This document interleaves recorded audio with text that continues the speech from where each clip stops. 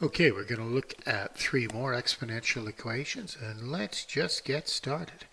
Well, this one, you want to solve for this x, we got to get the x by itself. So let's see what they do here.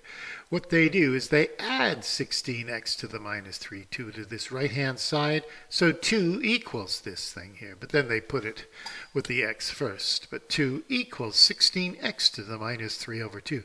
Then you divide both sides by 16. 2 divided by 16, 2 over 16 is the same as 1 over 8.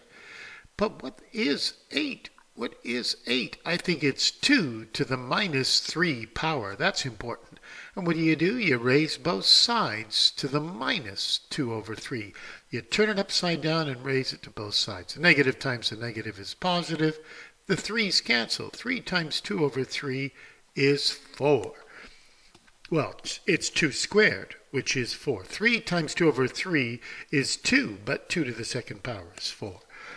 Let's look at the next one. Well, the next one is, these are all from the national sort of exemplar grade 11 exams that I got, so they're pretty regular sort of stuff.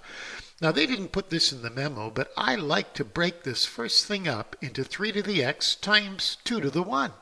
2 to the 3x plus 1 can be written this way. Then it's easy to see what you're going to do. You're going to factor out this 3 to the 2x. It's the common factor. And what's left? 2 to the 1. And 3 to the 2x times 1 gives you 2 to the 3x like that. 2 to the 3x. Well, 2 plus 1 is 3.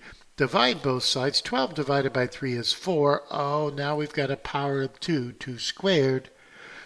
So now that the bottoms are the same, if we make the bases the same, the only way they could be equal is if 3x equals 2, and therefore x equals 2 over 3. Hey, these aren't so darn hard if you learn to factor out the common factor you see here, which is an exponential, 2 to the 3x.